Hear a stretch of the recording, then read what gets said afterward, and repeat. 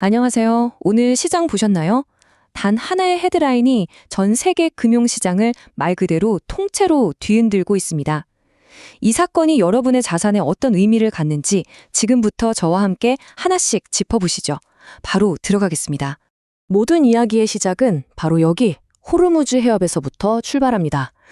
여기가 어디냐면요. 전 세계 에너지 공급의 대동맥, 바로 그 심장부입니다. 매일 어마어마한 양의 원유가 바로 이 좁은 해협을 지나가거든요. 그러니까 글로벌 경제가 숨을 쉬게 하는 아주 결정적인 통로라고 할 수 있겠죠. 그런데 바로 그곳이 지금 엄청난 지정학적 화약고가 되어버렸습니다. 무슨 일이냐고요? 미국하고 이란의 협상이 그냥 깨져버린 거예요. 그러자 미국이 어떻게 했냐? 미군을 동원해서 이란 선박을 아예 막아서는 초강수를 둔 거죠. 바로 이 봉쇄 조치 하나가 지금 모든 것을 뒤흔들고 있는 겁니다. 자, 그럼 첫 번째 파트에서는 이 지정학적 쇼크, 이 충격파가 어떻게 시장을 움직였는지 그 근원부터 한번 들여다보겠습니다. 자, 다시 한번 정리해 볼게요. 지금 시장을 뒤흔드는 핵심 키워드는 바로 이 호르무즈 해협 봉쇄입니다. 협상이 결렬되니까 미국이 봉쇄라는 카드를 딱 꺼내든 건데 이게 무슨 뜻이겠어요? 전 세계로 가는 기름길에 빨간 불이 켜졌다는 얘기죠. 이건 공급망에 대한 직접적인 위협이나 마찬가지입니다. 시장이 왜 이렇게까지 민감하게 반응했는지 바로 이 대목에서 답을 찾을 수 있습니다. 그럼 이 뉴스가 터지자마자 가장 먼저 가장 격렬하게 반응한 자산들은 과연 뭐였을까요? 네, 바로 유가와 금, 그리고 채권 시장입니다. 숫자가 어떻게 움직였는지 한번 직접 보시죠. 정말 드라마틱합니다. 예상대로였죠. 유가가 그냥 수직으로 솟구쳤습니다. 보세요. 서부 텍사스산 원유 가격이 순식간에 $2 넘게 뛰면서 $102를 넘어섰어요.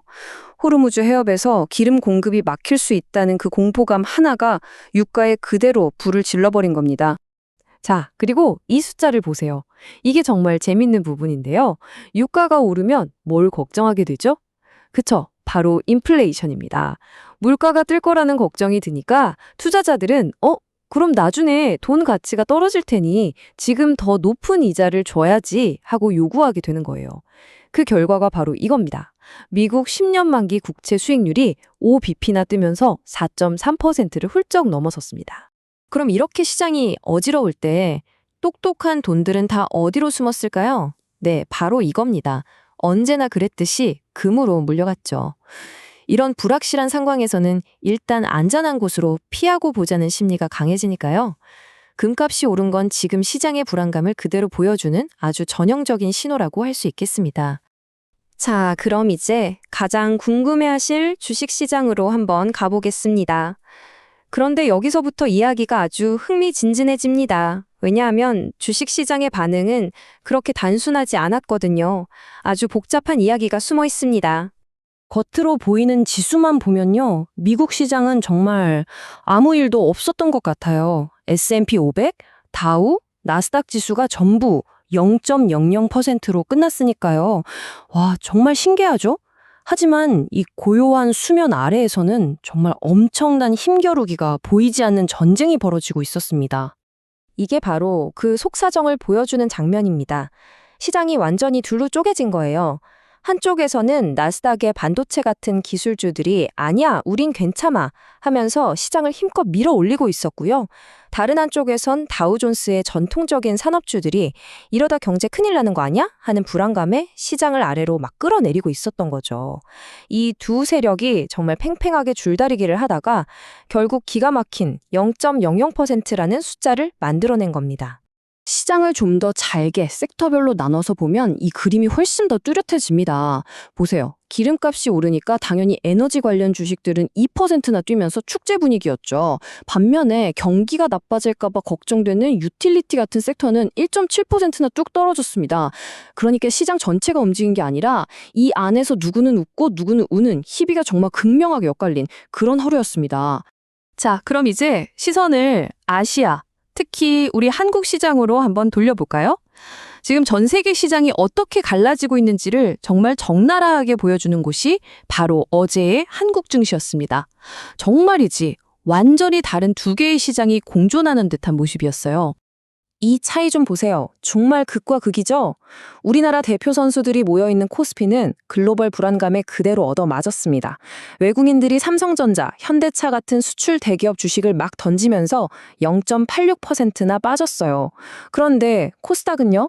분위기가 완전 달랐습니다. 개인 투자자들이 중심이 돼서 바이오나 헬스케어 같은 내수 관련 주식들을 사 모으면서 오히려 0.57% 상승으로 마감했어요.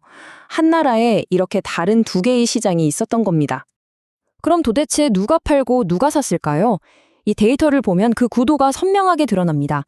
코스피 시장에서 외국인하고 기관은 합쳐서 360만 주 넘게 팔아치웠습니다. 위험하다, 일단 빼자 이거죠. 그런데 그 물량을 누가 받아냈냐? 바로 개인 투자자들이 175만 주나 사들였습니다. 이게 기회다라고 본 거죠. 그러니까 세계적인 위험 회피 심리랑 국내의 저가 매수 심리가 정면으로 꽝 하고 부딪힌 현장이 바로 어제의 코스피였습니다. 자, 그럼 이제 앞으로가 중요하겠죠? 지금부터 우리는 뭘 지켜봐야 할까요? 이번 주에 나올 아주 중요한 경제 지표들이 시장의 다음 방향을 결정할 열쇠를 쥐고 있습니다. 이번 주 달력에 꼭 동그라미 쳐두셔야 합니다. 자, 먼저 화요일에는 미국의 생산자 물가지수 PPI가 나옵니다. 이걸 보면 인플레이션 압력이 얼마나 센지 알 수 있겠죠. 그리고 목요일에는 중국의 1분기 GDP가 발표되는데 이건 세계 경제의 엔진이 잘 돌아가고 있는지 확인하는 건강검진 같은 거고요. 마지막으로 금요일, 이 모든 걸 지켜본 한국은행이 금리를 어떻게 할지 결정합니다. 과연 이 혼란 속에서 어떤 선택을 할지 시장 전체가 숨죽이고 지켜볼 겁니다. 자, 오늘 이야기를 마무리하면서 이 질문을 한번 던져보려고 합니다. 지금 시장은 말이죠. 한쪽에서는 유가를 끌어올리는 지정학적인 뜨거운 불길이 타오르고 있고요. 다른 한쪽에서는 앞으로 경기가 나빠질 거라는 차가운 얼음이 버티고 있습니다. 불과 얼음의 싸움이죠. 과연 이 엄청난 두 힘의 대결에서 어느 쪽이 이기게 될까요? 그리고 그 승패에 따라 우리 시장은 과연 어디로 향하게 될까요?